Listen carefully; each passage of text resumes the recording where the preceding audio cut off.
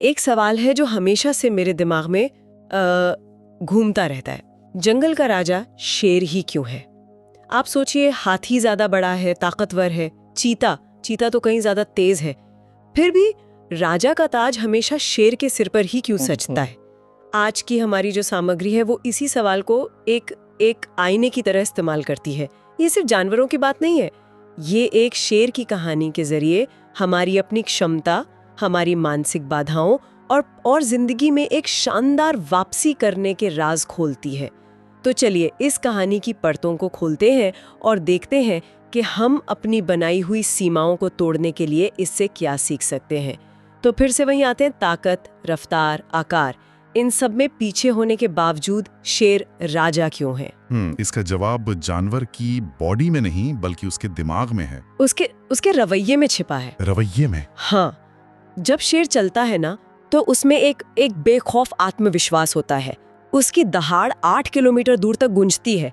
उसका पूरा अंदाज चीख चीख कर कहता है कि ये जंगल मेरा है।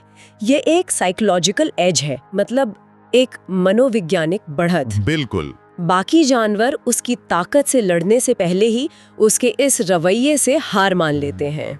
लेकिन क्या ये रवैया, ये बढ़त सिर्फ पैदाइशी होती है या इसे छीना भी जा सकता है?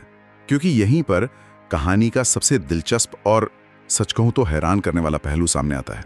यही जंगल का राजा जब सर्कस के रिंग में पहुंचता है तो एक पालतू बिल्ली की तरह ट्रेनर के इशारों पर नाचता है। और जानवर वही है, वही पंजे, वही तात, वही दहाड़ की क्षमता। तो फिर बदल क्या जाता है? और यही वो गुत्थी है जिसे आज हम सुलझाने की कोशिश करेंगे। इस गुत्थी को समझने के लिए जो स्रोत है हमारे पास, वो हमें एक शेर के बच्चे हरी की कहानी में ले जाता है। वो जंगल में पैदा हुआ था। एक राजा बनने के लिए उसने अपने पिता को शान से राज करते देखा, अपनी माँ को शिकार करते देखा। उसे किसी ने सिखाया नहीं था कि शेर कैसे बनते हैं, वो उसके खून में था, उसके माहौल में था। पहचान सिर्फ अंदर से नहीं आती, माहौल उसे बनाता है। बिल्कुल। और हरी के लिए जंगल एक ऐसा माहौल था जो उसे रोज याद दिलाता था कि वो कौन है। लेकिन फिर एक रात सब बदल गया। खेलते खेलते वो अपने इलाके से भटक गया और शिकारियों के जाल में फंसकर सर्कस पहुंच गया। और यहीं से उसके राजा बनने का सफर खत्म हुआ और एक गुलाम बनने की ट्रेनिंग शुरू हुई। और ये ट्रेनिंग सिर्फ शारीरिक नहीं थी, उसे तोड़ा गया पर दिमागी तौर पर। हाँ, ट्रेनर्स ने एक बहुत ही जानी मानी साइकोलॉजिकल तकनीक का इस्तेमाल किया। उसे कहते हैं सीखी हुई लाचारी या learned helplessness. Exactly, learned helplessness. इसका मतलब है किसी को बार बार ये एहसास दिलाना कि उसकी कोशिशों का कोई नतीजा नहीं निकलेगा, और फिर धीरे धीरे वो कोशिश करना ही छोड़ देता है। हाँ, भले ही बाद में आजादी का मौका सामने ही क्यों ना हो। हरी को यकीन दिला दिया गया कि पिंजरा ही उसकी दुनिया है और ट्रेनर ही उसका मालिक। पर ये यकीन दिलाया कैसे गया? स्रोत में इसकी कुछ तकनीकों का जिक्र है ना? हाँ, 3 मुख्य तरीके थे। पहला था कंडीशनिंग, मतलब जब भी हरी ट्रेनर की मर्जी का काम करता, जैसे बैठना या छलांग लगाना, तो उसे इनाम में खाना मिलता। और जब वो एक शेर की तरह दहाड़ने या गुस्सा दिखाने की कोशिश करता तो उसे भूखा रखा जाता। उसके दिमाग को सिखाया गया गुलामी का मतलब है आराम और खाना, और आजादी की कोशिश का मतलब है सजा और भूख। ये तो कुछ वैसा ही है जैसे हम अपने काम की जगह पर महसूस करते हैं। बिल्कुल। अच्छा काम किया तो तारीफ मिली, कोई नया आइडिया दिया जिस पर बॉस सहमत नहीं तो उसे नजरअंदाज कर दिया गया। धीरे धीरे हम सिर्फ वही करने लगते हैं जिस पर तारीफ मिले। बिल्कुल सही पकड़ा, हमारी कंडीशनिंग हो जाती है। दूसरा तरीका था एसोसिएशन, यानी जुड़ाव। हर बार खाना देने से पहले एक सीटी बजाई जाती थी। अच्छा। कुछ ही हफ्तों में हरी के दिमाग ने सीटी की आवाज को खाने से जोड़ लिया। अब उसे काबू करने के लिए ट्रेनर को सिर्फ सीटी बजानी पड़ती थी। मतलब भूख न भी लगी हो तो भी सीटी की आवाज सुनते ही उसके मुंह में पानी आ जाता था। कंट्रोल अब पूरी तरह से भारी हो चुका था। केशन की आवाज जैसा है। वो आवाज अपने आप में कुछ नहीं है, लेकिन हमारा दिमाग उसे किसी लाइक, कमेंट या ईमेल से जोड़ लेता है और हमें एक डोपामीन हिट मिलता है। हम उस आवाज के गुलाम बन जाते हैं। और ट्रेनर्स ने सदियों पहले ही इस तकनीक को समझ लिया था। और तीसरा और सबसे असरदार तरीका था डर का इस्तेमाल। डर? ट्रेनर के हाथ में हमेशा एक चाबुक होता था। शुरू में शायद उसे मारा भी गया हो, लेकिन जल्द ही सिर्फ चाबुक के हवा में घूमने की आवाज ही हरी के अंदर खौफ पैदा करने के लिए काफी थी। मतलब एक वक्त के बाद असल खतरे की जरूरत भी नहीं पड़ती। नहीं, सिर्फ खतरे का एहसास ही किसी को काबू में रखने के लिए काफी होता है। तो नतीजा ये हुआ कि हरी, जो जंगल का राजा बनने वाला था, वो दहाड़ना भूल गया। उसे बिना शिकार किए खाना मिलने लगा और धीरे धीरे वो इस गुलामी भरी आरामदायक जिंदगी का आदी हो गया। शायद अंदर कहीं कहीं उसे पता था कि कुछ तो गड़बड़ है, लेकिन उस आराम ने, उस रोज मिलने वाले खाने ने उसे सवाल करने से भी रोक दिया था। कहानी में मोड़ तब आता है जब एक दिन उसके पिंजरे के बगल में जंगल से पकड़ा हुआ एक बूढ़ा ताकतवर शेर लाया जाता है। दोनों शेर थे, पर उनकी ऊर्जा में, उनकी आंखों की चमक में जमीन आसमान का फर्क था। हरी ने जब उसे देखा तो स्रोत कहता है कि उसे पहली बार खुद पर शर्मिंदगी महसूस हुई। वो बूढ़ा शेर सिर्फ एक दूसरा जानवर नहीं था, वो हरी के लिए एक आईना था। आईना? हाँ, उस आईने में हरी ने वो चेहरा देखा जो उसका हो सकता था, और वो चेहरा भी देखा जो वो बन चुका था। उन दोनों के बीच की बातचीत छोटी थी, लेकिन बहुत गहरी। हाँ, जब हरी ने अपनी हालत बताते हुए कहा, मैं यहाँ सुरक्षित हूँ, मुझे रोज खाना मिलता है, तो बूढ़े शेर ने एक सवाल पूछा जिसने हरी को अंदर तक हिला दिया।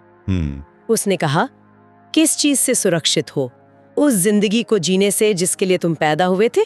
क्या बात है। और जाते जाते उसने एक और बात कही जो इस कहानी का सार है। उसने कहा, तुम्हें चुनना होगा, आराम या दर्द। ये बातचीत हरी के लिए एक बाहरी चिंगारी थी। देखिए, बदलाव के लिए सिर्फ अंदरूनी इच्छा काफी नहीं होती। सही बात। कभी कभी हमें बाहर से एक झटका चाहिए होता है, कोई इंसान, कोई किताब, कोई घटना, जो हमें ये दिखाए कि हम कहाँ हैं और कहाँ हो सकते हैं। वो बूढ़ा शेर वही झटका था। और आराम या दर्द का चुनाव, ये सिर्फ सर्कस के शेर के लिए नहीं, ये तो हम सब के लिए हर रोज का चुनाव है। तो उस बूढ़े शेर से मिलने के बाद हरी ने क्या किया? क्या उसने पिंजरा तोड़ने की कोशिश की? नहीं, और यही इस कहानी की खूबसूरती है। बदलाव किसी फिल्मी सीन की तरह एक रात में नहीं आया। अच्छा। विद्रोह की शुरुआत बहुत छोटे छोटे कदमों से हुई। जब ट्रेनर सीटी बजाता तो हरी तुरंत हरकत नहीं करता, कुछ पल इंतजार करता। जब उसे कुछ करने को कहा जाता तो वो जानबूझकर थोड़ी देर कर देता। उसने ट्रेनर से आंखें मिलाना शुरू कर दिया, जो कि गुलामी का पहला नियम तोड़ने जैसा था। बिल्कुल। और ट्रेनर्स ने इस बदलाव पर ध्यान दिया होगा, यकीनन। हाँ, बिल्कुल। उन्होंने उसे सजा दी, उसका खाना बंद कर दिया, उसे अकेला छोड़ दिया गया। लेकिन इस बार कुछ अलग था। क्या? इस बार हरी ने आराम की जगह दर्द को चुना, उसने भूख को चुना, लेकिन अपनी मर्जी से। और स्रोत कहता है कि यही वो पल था जब ट्रेनर समझ गए कि ये जानवर अब उनके काबू में नहीं रहेगा। और आखिरकार उसे एक रिहैबिलिटेशन सेंटर भेज दिया गया। तो हरी की कहानी तो एक उम्मीद पर खत्म होती है, लेकिन असल सवाल ये है कि हम उसकी कहानी से क्या सीख सकते हैं। बिल्कुल। और स्रोत इस कहानी को सिर्फ एक जानवर की कहानी नहीं मानता, बल्कि वो इसे इंसानी वापसी के लिए एक ब्लूप्रिंट की तरह पेश करता है।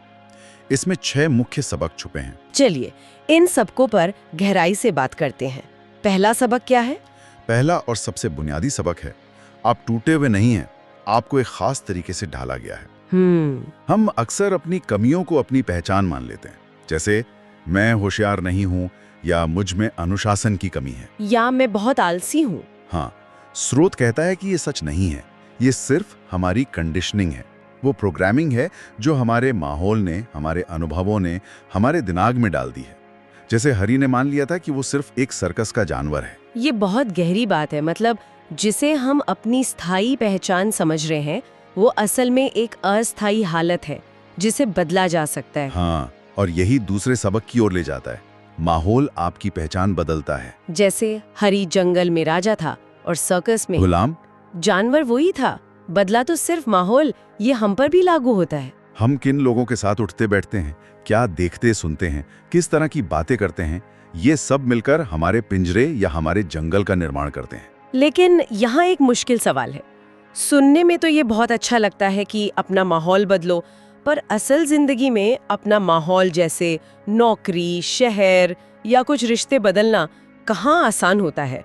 बहुत अच्छा सवाल है। क्या स्रोत इस पर कोई रोशनी डालता है कि जब कोई अपना सर्कस नहीं छोड़ सकता तब क्या करे? हाँ, स्रोत कहता है कि अगर आप अपना बड़ा माहौल यानी मैक्रो एनवायरनमेंट नहीं बदल सकते, तो अपने माइक्रो एनवायरनमेंट को बदलिए। माइक्रो एनवायरनमेंट मतलब आप दिन में क्या पढ़ते हैं, हाँ। कौन से पॉडकास्ट सुनते हैं, किन 2-3 लोगों से सलाह लेते हैं, ये छोटे छोटे बदलाव भी उस पिंजरे की दीवारों को अंदर से कमजोर करना शुरू कर देते हैं। भले ही आप शारीरिक रूप से अभी भी उसी पिंजरे में हो, बिल्कुल। अपनी दिमागी खुराक को बदलना।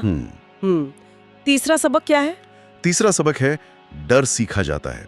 कोई भी इंसान असफलता या लोगों की राय के डर के साथ पैदा नहीं होता। हरी चाबुक के डर के साथ पैदा नहीं हुआ था। नहीं, उसने बार बार के अनुभव से डरना सीखा। ठीक वैसे ही हम भी अपने पिछले बुरे अनुभवों या दूसरों की बातों से डरना सीख जाते हैं। ये डर हमारी असलियत नहीं, हमारी सीखी हुई आदतें हैं। और जो चीज सीखी जा सकती है उसे भुलाया भी जा सकता है। बिल्कुल। अच्छा, ये चौथा सबक मुझे सबसे ज्यादा सोचने पर मजबूर कर रहा है। स्रोत कहता है आत्मविश्वास काम करने के बाद आता है, पहले नहीं। हम तो हमेशा यही सुनते हैं कि पहले आत्मविश्वास लाओ फिर काम करो, लेकिन यहाँ तो पूरी तरह से उल्टी बात कही जा रही है। हाँ, और यही सबसे बड़ी गलतफहमियों में से एक है। हरी ने आत्मविश्वास आने का इंतजार नहीं किया कि वो विद्रोह करेगा। उसने पहले विद्रोह किया। छोटे छोटे कदम उठाए, ट्रेनर की आंखों में देखा और उन कामों को करने से उसका आत्मविश्वास बढ़ा। साइकोलॉजी भी यही कहती है, आत्मविश्वास कोई भावना नहीं है, ये इस बात का सबूत है कि मैं ये कर सकता हूँ। और सबूत काम करने से ही मिलता है, सोचने से नहीं। काम पहले, आत्मविश्वास बाद में, ये तो पूरी सोच को ही पलट देता है।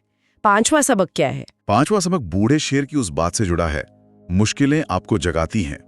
जब हरी ने आराम की आरामदायक जिंदगी की बजाय दर्द और मुश्किल को चुना, तभी उसके अंदर का सोया हुआ शेर जागा। हमारी पूरी दुनिया तो आराम के इर्द गिर्द बनी है। फास्ट फूड, तुरंत मनोरंजन, आसान जवाब, हर चीज बिना मेहनत के चाहिए। पर यह कहानी साफ बताती है कि तरक्की का रास्ता कभी भी आराम से होकर नहीं जाता। विकास हमेशा कंफर्ट जोन के बाहर ही होता है। और आखिरी छठा सबक? और छठा और शायद सबसे जरूरी सबक है, एक फैसला वापसी की शुरुआत है। एक फैसला? हाँ, हरी की वापसी किसी परफेक्ट प्लान या सही मौके के इंतजार से नहीं हुई। ये एक फैसले से शुरू हुई। बस अब बहुत हुआ। जिस पल उसने तय कर लिया कि वो अब ये गुलामी की जिंदगी नहीं जिएगा, चाहे नतीजा कुछ भी हो, उसी पल उसकी वापसी की कहानी शुरू हो गई। प्लान, रास्ते और मदद, सब कुछ उस एक फैसले के बाद आते हैं। तो इन सब का मतलब क्या है? ये कहानी एक शक्तिशाली आईना है। हम सबके अंदर एक शेर है, लेकिन हमारा सर्कस, हमारा माहौल, हमारे सीखे हुए डर, हमारा कंफर्ट जोन उसे एक पालतू जानवर बना सकता है। हमें भी रोज खाना मिलता रहता है, एक सुरक्षा का झूठा एहसास होता है, और हम धीरे धीरे भूल जाते हैं कि हम शिकार करने और राज करने के लिए पैदा हुए थे। और सबसे बड़ा सबक एक फैसले की ताकत में छिपा है। आराम को ठुकराकर विकास के दर्द को चुनने का फैसला। ये समझना कि आपकी मौजूदा हालत आपकी स्थायी पहचान नहीं, बल्कि सिर्फ आपकी कंडीशनिंग का नतीजा है। जैसे ये बात गहराई से समझ आती है, उस कंडीशनिंग को तोड़ने की हिम्मत भी अपने आप आने लगती है। यहाँ एक विचार छोड़ जाते हैं जिस पर सोचा जा सकता है। कहानी में हरी रिहैबिलिटेशन सेंटर के बाद शायद जंगल वापस पहुंच जाता है, लेकिन उसके बाद क्या? अपनी असली पहचान वापस पाना एक बहुत बड़ी जीत है, पर उसे उस दुनिया में जीना जो हमेशा जंगल जैसी मेहरबान नहीं होती, वो एक अलग और रोज की चुनौती है। एक बार शानदार वापसी करने के बाद आज की इस जटिल दुनिया में उस राजा वाली मानसिकता को जिंदा कैसे रखा?